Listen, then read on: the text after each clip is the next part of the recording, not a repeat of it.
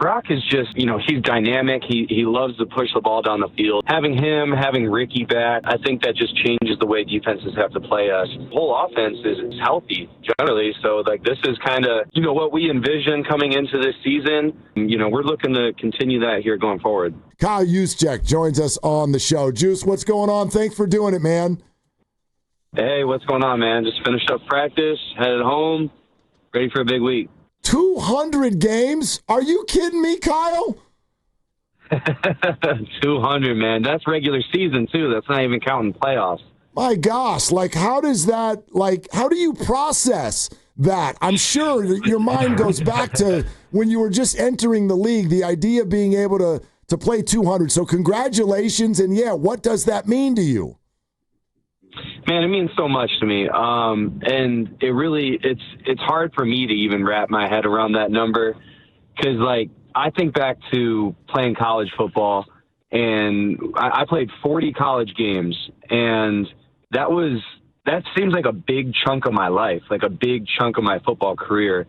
And to think that I've done that 5 times over in the NFL is just a wild, wild thought. But I truly am living my dream, man. I just want to ask about you and George Kittle and, the bromance and the couples that you guys now love each other. How did this start, and when did you and George kind of realize that you're really cut from the same cloth? Yeah, you know what?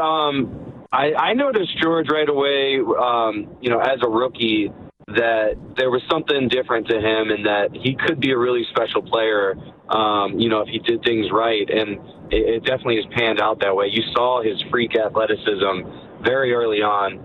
But I would say it was probably our second year on the league or on the team that we really started to become close friends. When he first got here, he was still a rookie. He was living with all the other young guys, all the rookies in the same apartment, having their own little episode of Friends. And, I was in my second contract. I had bought a house. So, I was living my own life. I was married, all that type of thing. But the more time we spent together and the more time we played together, executed blocks together, we started to realize, like you said, we're cut from the same cloth. We're very similar people and made up of very similar stuff. And, just over the years, it's just gotten stronger and stronger. Just spent more time together.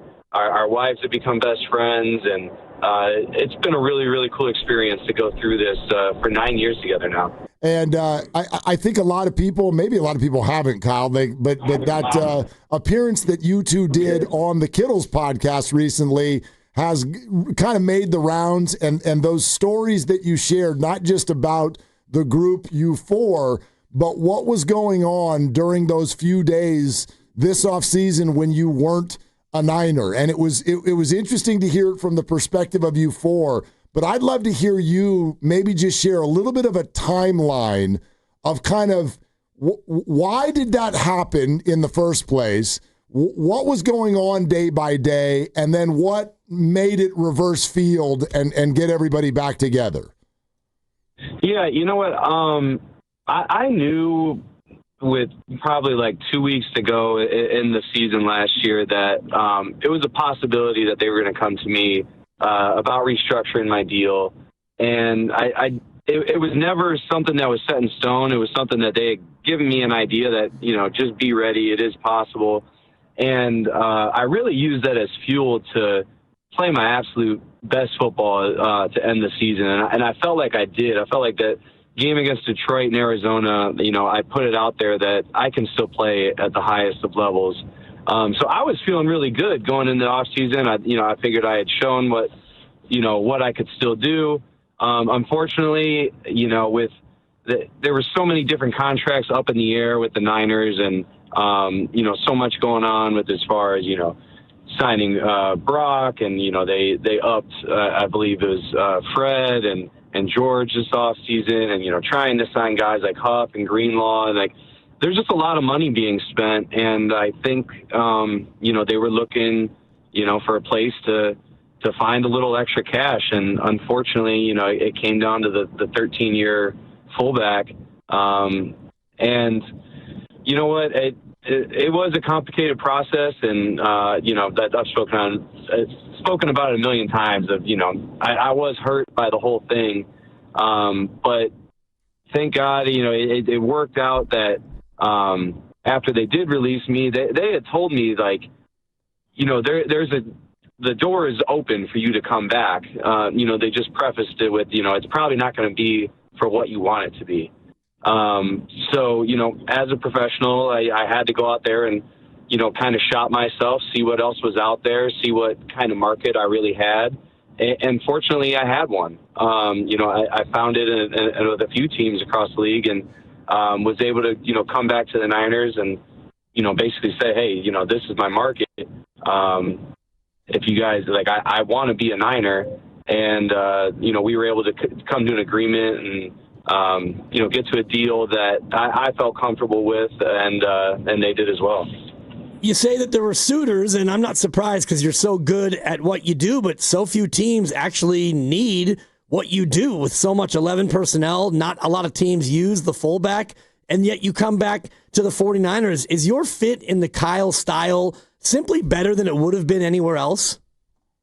In my opinion, yeah, because, there are a number of teams now, that kind of come from that Shanahan tree that, that I can fit into.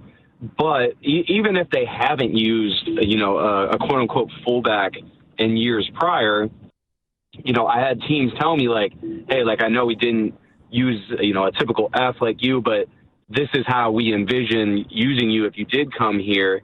And, that always, it sounds good. And, like, I got some, people told me some really great things and how they envisioned me being in their offense. And it sounded incredible and it was enticing.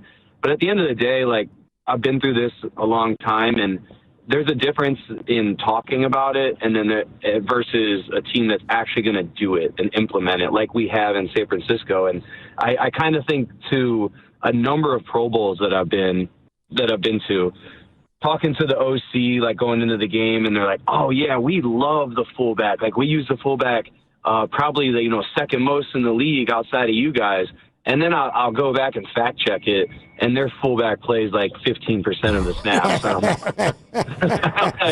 Yeah, I don't know if you guys are really speaking the same language as me, So yeah. I know what we've done in San Francisco, and I knew that, we could keep that consistent. Kyle Juszczyk with us. Just to bring it to now, we definitely want to get your perspective on what last week felt like. Like, in your words, how is everything different when Brock Purdy is on the field? Yeah, Brock is just, he's dynamic. He loves to push the ball down the field, and I think we saw that last week. And having Ricky back was huge because I think that just changes the way defenses have to play us. But really, I mean, the whole offense is healthy generally. So, like, this is kind of, what we envision coming into this season, and the few snaps that we all have been on the field, most of that Seattle game in week one, and then now against Arizona, we've been pretty successful. So, we're looking to continue that here going forward. And more successful running the ball. Do you think that getting your center back after he was hurt, now George is back, is it starting to feel more like a typical rushing attack after some struggles earlier in the year? Yeah, I think it's, it is a number of those things. It's, getting, like you said, getting Jake back. Jake is so smart, and he does such a good job of the targeting and the run game. George is a game changer, truly one of the best blocking tight ends in the league. And then in order to run the ball, you got to be able to throw the ball. Like, Kyle always says that. Like, you really have to be good at both in order to do one of them well. And so I think, having a number of our receivers back, being healthy, even if that's just the threat of the pass, it makes things a little bit easier in the run game. So we've had a lot of things kind of come back together, and I think we've found some different schemes in the run game that really fit our personnel and just the team that we have this year. Kyle, this is a little top of mind because the Bills have a receiver who, for instance, was late to a meeting last week, and he's been an inactive. There's a story for the Cowboys that CeeDee Lamb and George Pickens both missed curfew last Sunday night before the game in Vegas on Monday. Did you tell George Kittle a story that you missed your first day as a 49er? Long story short, yes, but I got there late.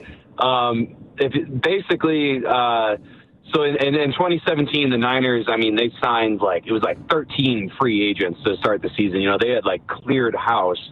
And so we were all coming out here to kind of meet everybody and see the facility and where we'd be living and all that type of thing. And they had given us a booklet with our schedule for the weekend. And I read the itinerary and I did my physical, I did everything at the facility, did my press conference, all that type of stuff. And then that night there was a meet and greet, get together at the hotel. But what I didn't realize is that was on the backside of the itinerary. I missed that. So I did everything on the front page and I thought I was done for the day. So my wife and I went to go look for somewhere to live. And we were just looking around Santana Row, and I start getting a call from the scouts, and they're like, "Where are you?" I'm like, "What are you talking about?" And we have this meet and greet at the hotel. And so like I said on the podcast, there panic ensued. But I got there, I met everybody. I was just a little late.